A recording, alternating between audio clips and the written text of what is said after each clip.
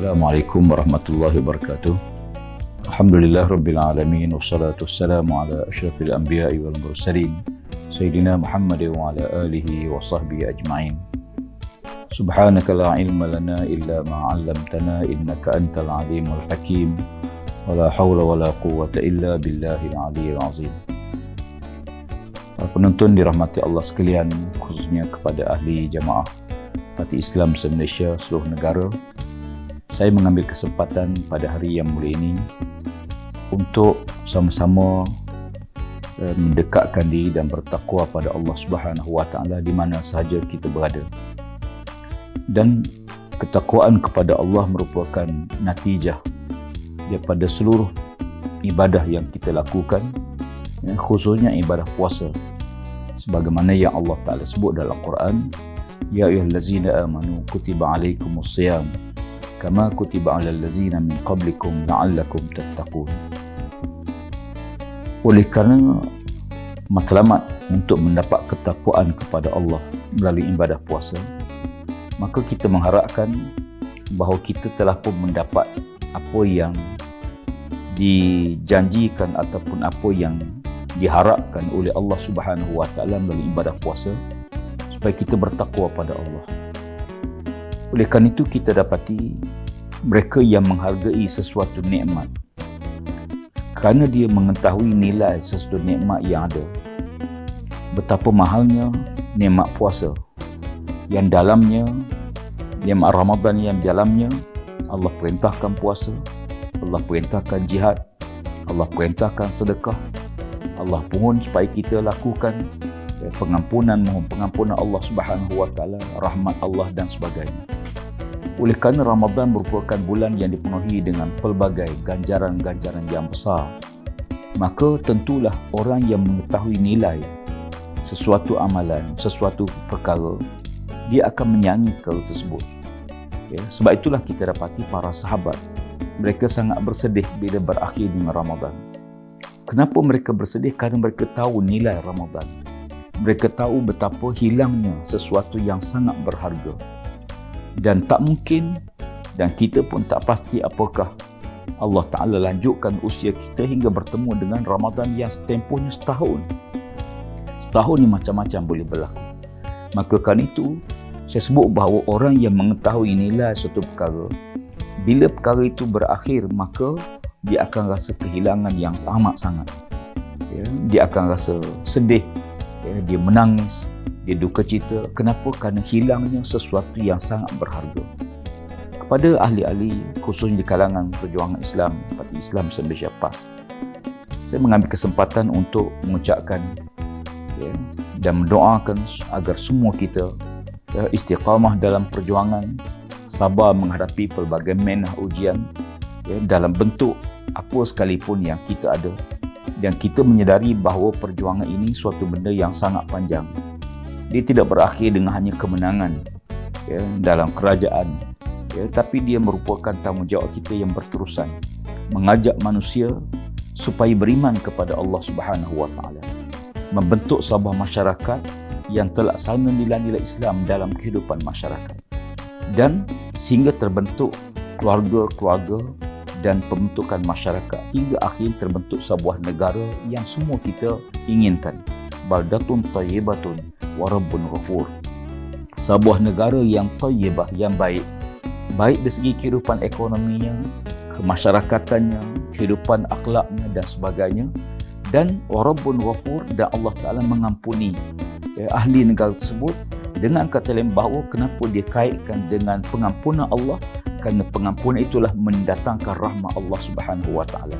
Pengampunan itulah mendatangkan redha Allah Subhanahu Wa Taala. Dengan pengampunan itulah mendatangkan rahmat Allah Subhanahu Wa Taala. Tanpa pengampunan Allah, maka tak ada makna kita hidup. Kalau sekiranya kita berdosa, Allah tak ampun dosa kita. Kalau kita ada rezeki, tiba-tiba Tuhan tidak berkati rezeki kita. Kalau kita ada usia, panjang umur, tapi umur yang tidak dikasih, tidak berkati oleh Allah, tak ada makna kita hidup. Maka kerana itu, kita mengharapkan perjuangan yang panjang ini menyebabkan kita memiliki sekurang-kurangnya ada 5 asas yang kita perolehi sepanjang Ramadan. Yang pertama, asas pertama ialah pengukuhan akidah melalui ibadah yang kita lakukan. Kerana kita tahu bahawa di antara kaitan ibadah dengan akidah disaling menguat antara sama lain. Ibadah itulah memperkukuhkan akidah, dan akidah yang kuat itu meningkatkan lagi ibadah pada Allah Subhanahu Wa Taala. Asas pertama ialah pengukuhan akidah melalui proses ibadah yang kita lakukan, zikrullah, sembahyang, puasa dan sebagainya. Yang kedua, melalui ibadah Ramadan, kita mengharapkan dengannya Allah Ta'ala mentarbiah diri kita, mentarbiah secara direct kepada kita. Apa tarbiah yang besar? Ialah tarbiah keikhlasan dalam seluruh amal yang kita lakukan. Hingga Allah Subhanahu Wa Taala mengangkat tanda-tanda seorang berpuasa hingga tak tahu apakah orang itu puasa atau tidak. Menunjukkan bahawa hubungan kita dengan Allah Subhanahu Wa Taala, ibadah kita bergantung kepada keikhlasan kita. Wa ma umiru illa liya'budullah mukhlishina lahuddin. Kamu tidak diperintahkan untuk melakukan apa jua ibadah, melainkan dilakukan dengan penuh keikhlasan bagi Allah Subhanahu Wa Taala. Tuan-tuan sekalian, maka kan itu kita dibina sepanjang sebulan itu proses bagaimana untuk mengikhlaskan ibadah kita. Bangun tengah malam bertahajud, kita baca Quran, kita zikir, kita beribadah. Dalam situasi orang lain juga buat. Kalau orang lain tak buat, mungkin kita rasa ego, kita rasa bangga, kita rasa hebat. Tapi dalam situasi orang lain semua tarawih, orang lain semua baca Quran, orang lain semua berzikir. Pada waktu itu bila semua orang dah buat, kita tak buat, kita rasa kita ketinggalan. Kita rasa kita ada kekurangan. Pasal apa orang lain semua bangun tahajud, tiba-tiba kita tak boleh tahajud. Orang lain semua baca Quran, khatam Quran sampai ada yang 2 kali khatam. Tapi tiba-tiba kita tidak boleh khatam Quran, kita tidak boleh baca Quran. Dalam situasi itu kita akan rasa kehilangan. Berbeza kalau semua orang tak buat, bila kita buat kita rasa hebat, kita rasa itu. Jadi oleh kerana itu dia melatih diri kita untuk lakukan suatu benda kerana Allah Subhanahu Wa Taala, buat kerana Allah Subhanahu Wa Taala, puasa, sedekah dan sebagainya. Yang ketiga, Ramadan melatih kita untuk dekatkan dengan panduan Al-Quranul Karim. Quran Allah turunkan special pada bulan Ramadan. Inna anzalnahu fi lailatul qadr. Ramadan dikaitkan dengan Quran. Syahrul Ramadan allazi unzila fihi al-Quran. Oleh kerana Quran ni surat yang Allah hantar pada kita. Tentulah kita seronok bila kita ada kitab suci Al-Quran. Tidak sebagaimana agama-agama lain. Agama lain yang berbeza-beza. Quran tetap begitulah bentuknya. Koman macam mana orang Islam, dia boleh baca Fatihah, dia boleh baca beberapa surah, dan begitulah hebatnya. Tapi Quran yang penting ialah kita menerima wahyu Allah Subhanahu Wa Taala kekal. Kita baca dan kita cuba memahami maknanya. Tiap-tiap hari kita baca Quran, tiap-tiap hari pagi, petang dan sebagainya. Bila kita tak sasaran, dan bila kita tak sampai sasaran, kita akan rasa kita dah ketinggalan. Contoh, bila hari ini hari 24 hari bulan Ramadan, bermakna kita mesti selesai juzuk ke-24. Kalau kita gagal, bermakna kita KPI kita tak capai. Walaupun KPI itu kita yang letak sendiri, tapi bagi yang tak boleh, mungkin dia letak sasaran 1 juzuk. Dia nak sebulan ni nak habiskan 1 juzuk sekalipun, tapi kena ada KPI, kena ada sasaran. Apa sasaran kita? Kurang-kurangnya katakanlah, saya mesti setiap hari selawat pada Nabi tidak kurang 100 kali sehari. Ini KPI saya. Saya mesti cukupkan 100 kali sehari. Bila kita tertinggal, berarti kita telah abaikan benda yang kita letak sasaran. Sama juga sembahyang sunat, tarawih. Ada orang letak sasaran 8 rakaat. Okeylah, 8 rakaat tak apa. Tapi kena pastikan bahawa 8 rakaat kita istiqamah. Ada yang letak sasaran 20 rakaat. Ada yang sasaran bangun tahajud. Ada tak sasaran hari ni kena sedekah. Bila tak sedekah, kita rasa ada benda yang kita tak selesai. Kita letakkan Quran ni merupakan sasaran matlamat kita. Setiap hari kita baca, tiap-tiap hari. Kalau kita tiap hari, apa rasa kita, para penonton sekalian, apa rasa kita kalau satu hari kita tak buka handphone, satu hari kita tak buka Facebook? Ada orang tak boleh hidup pun, dia kata kalau saya tak ada Facebook, tak ada online, rasa tak boleh hidup. Tapi begitu, kalau setiap hari kita mesti buka Facebook, setiap hari kita buka WhatsApp kita, setiap hari kita buka Instagram kita sebagai contoh, maka begitulah kita. Setiap hari kita kena buka Quran, kita kena baca Quran. Quran ni dia panduan. Orang buta dia hanya boleh selamat berjalan bila ada panduan tongkat dia. Demikian juga waktu malam kita boleh pandu kita selamat kerana ada panduan lampu suluh kita. Demikian juga kalau orang buta dia kena ada panduan. Manusia hidup atas dunia dengan penuh pancaroba, dengan cabaran pelbagai, Tanpa panduan kita akan sesat. Sesat dunia dan sesat di akhirat, na'udzubillah. Terkadang kita nampak kilauan dunia yang hebat ini, tanpa panduan kita akan sesat. Kata Sayyidina Ali bin Abi Talib, wahai dunia, kalau kamu nak tipu, tipulah orang lain, jangan tipu aku. Dalam Islam kita tak dunia. Kerana dunia Allah wariskan kepada hamba Allah yang soleh, ambillah. Tapi bukan matlamat akhir. Sebab itu bagi kita gunalah bagaimana untuk menjadikan Quran dalam panduan hidup kita seharian. Quran adalah panduan. Yang ketiga. Yang keempat, Ramadan juga melatih kita untuk sama-sama meningkatkan kesabaran kepada Allah. Perjuangan mesti tak boleh lari daripada kesabaran. Kena banyak sabar. Sangat banyak kena sabar. Diulang-ulang dalam Quran, berpuluh-puluh kali diulang supaya kita sabar. Dalam merunding suatu perkara, dalam buat keputusan, kita kena sejuk kepala. Kita kena dengar, kita kena sedia menerima pandangan dan kita sedia memberi pandangan. Dan hargai pandangan walaupun berbeza. Sebab tak semesti apa yang kita rasa betul tu betul sepanjang masa. Mungkin kita perlu dengar dan kita perlu banyak sabar. Menjadi pemimpin, sama ada pemimpin dalam parti, pemimpin di peringkat kawasan, pemimpin di peringkat negeri, pemimpin di peringkat cawangan sekalipun, hatta kita pemimpin rumah tangga pun, kesabaran perkara asas utama kita. Ya ayyuhallazina amanu sabiru wasabiru warabitu wattaqullah. Orang beriman, sabarlah kamu.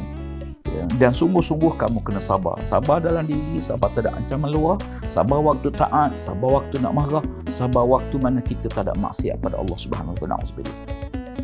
Kemudian di samping aspek, sebab tu Ramadan benar-benar melatih kita untuk sabar.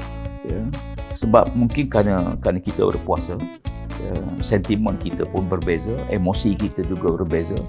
Ada masa-masa kita rasa nak marah, tapi compare banding dengan bulan-bulan lain jauh beza. Sebab tu Ramadan melatih kita dalam perjuangan Islam. Dalam perjuangan Islam ni banyak perkara yang kadang-kadang kita kena memahami. Fitnah, mihnah, maki hamun, cerca, perkara biasa. Ini dialami bukan boleh semua para nabi-nabi dulu. Fa in kazzabuka faqad kuziba rusulun min qabli. Kalau kamu didustakan ya Muhammad, kata kamu bohong, kamu penipu.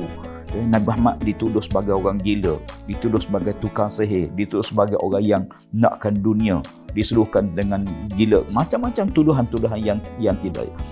Tapi apa yang Allah Ta'ala suruh? Kalau kamu didustakan ya Muhammad, Nabi-Nabi suruh kamu juga didustakan. Maka itulah. Sebab tu bila kita di antara sifat ciri mereka hidup dalam jamaah Islam, apa dia? Wala yakhafuna laumata laim. Dia tidak takut celaan orang yang mencela. Cuma celaan itu ada dua. Mungkin kerana betul kesilapan kita perbaiki. Tapi kalau sekiranya benda fitnah, maka Allah beri pahala percuma kepada kita. Jadi oleh kerana itu, dalam situasi ini kita harus akui bahawa cabaran menghadapi perjuangan ini memang setiap ke depan ni mungkin lagi besar sesuai. Bagi saya kaedah mudah. Ujian, cabaran sesuai dengan zaman dan sesuai dengan tahap iman. Setiap zaman ada cabaran. Orang dulu dia kata dulu cabaran teruk, sesuai zaman dia. Maka cabaran zaman kita sesuai dengan zaman kita. Maka ke depan ni pun dia akan sesuai dengan cabaran. Dan sekarang ni cabaran besar kita. Ambil contoh COVID-19. Pandemik COVID-19 ni satu cabaran besar. Mengubah senario dunia. Mengubah kita yang setiap malam dulu kita ceramah, setiap malam kita ada tazkirah, setiap malam kita buka puasa sama, setiap malam kita ada majlis-majlis tazkirah di masjid-masjid, di surau-surau. Sekarang dah tak ada. Sekarang pasal online, banyak benda mengubah cara hidup kita. Ada sahabat kita yang kena kuarantin, ada negara yang sangat kritikal tentang COVID. Sebab tu kadang-kadang semua situasi ini melatih kita untuk ready kepada satu benda besar yang sedang Allah bawa. Saya sebut bahawa ini merupakan bala Allah Subhanahu Wa Taala. Ini bala Allah. COVID ni satu bala Allah Subhanahu Wa Taala yang merata seluruh dunia. Kenapa? Kerana maksiat seluruh dunia, kemungkaran seluruh dunia. Orang berzina seluruh dunia, orang minum arak seluruh dunia. Kemungkaran berlaku seluruh dunia tanpa malu-malu, tanpa segan-segan. Melalui media sosial, fitnah tersebar seluruh dunia. Allah datangkan bala seluruh dunia kena. Maka kan itu kita kena banyak minta ampun pada Allah Ta'ala. Kena banyak bertaubat pada Allah, kena dekatkan diri pada Allah, kena istiqamah dalam perjuangan. Apa yang kita boleh buat, kita teruskan. Akhir sekali yang kelima, sahabat-sahabat sekalian, doktor semua, sebagai ahli parti, sebagai pendukung pada jamaah Islam, tanggungjawab kita terhadap parti mesti diperkasakan. usahalah untuk tarik sebarangan besar di kalangan mereka yang menjadi ahli supaya jadi ahli. Ya, pastikan daftar pemilih dapat kita laksanakan. Ya, pengundi-pengundi 18 tahun, pengundi-pengundi muda, pastikan mereka berdaftar sebagai pengundi. Anak-anak kita pastikan mereka jadi ahli jemaah, ikat dia. Soal dia kekal tak kekal itu bukan urusan kita. Tapi tambak dahulu, ikat dahulu dalam perjuangan Islam, mudah-mudahan mereka akan menyambung perjuangan kita. Dan kita harapkan apa yang penting, sahabat-sahabat sekalian, ya, Ramadan ini mau tak mau dia akan berakhir. Ya, dia akan berakhir. Suka ke tak suka, ready ke tak ready, ya, kita dapat manfaat ke tidak, dia akan berakhir. Sebab tu ada hadis baik kata, man hurima khairaha faqad hurim. Siapa-siapa yang diharamkan kebaikan Ramadan, maka dia tidak akan mendapat lagi kebaikan tersebut. Ya, Ramadan akan berakhir. Tetapi yang tentunya perjuangan kena terus di mana saja kita berada. Ya, InsyaAllah mudah-mudahan kedatangan hari Aidilfitri ini merupakan hari yang kita diminta oleh Allah Subhanahu Wa Taala. Ya, walitukabbirullaha ala ma hadakum wa la'allakum tashkurun. Ya, setelah kita sempurnakan puasa sebulan, walitukmilul iddata. Ya, setelah kita sempurna puasa sebulan, Allah perintahkan walitukabbirullaha, ya, bertakbirlah kepada Allah, membesarkanlah Allah, agungkan Allah. Kenapa? Kerana alama hadakum, kerana dengan hidayah itulah Allah Ta'ala beri petunjuk pada kita, bukan kekuatan kita, ya, tapi dengan pertolongan Allah Subhanahu Wa Ta'ala. La'allakum tashkurun, mudah-mudahan kita bersyukur kepada Allah Subhanahu Wa Ta'ala. Saya mengambil kesempatan untuk akhirnya mohon maaf kepada semua ahli-ahli parti dan juga parti masyarakat Islam seluruhnya dan masyarakat rakyat seluruhnya. Ya, kita hidup ni memang tak boleh lari daripada salah silap dan sebagainya. Maka kita mohon maaf. Ya, kita mohon maaf dengan sahabat kita, kita doakan Allah ampunkan dosa kita, dosa isteri kita, dosa anak kita.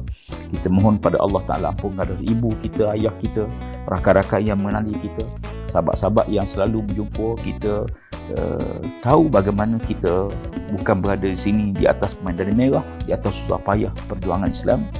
Dan perjuangan itu ramai sahabat-sahabat kita yang sebenarnya mereka banyak berkorban untuk parti, wakaf tanah, bagi duit, ya, susah payah, dan mereka tak dapat apa-apa pun dari segi kenderaan. Tapi kita yakin, ya, kalau kita buat benda saja kebaikan, maka Allah tidak akan sia-siakan. Dan akhirnya, marilah sama-sama kita doakan kesihatan untuk Ibu Presiden kita.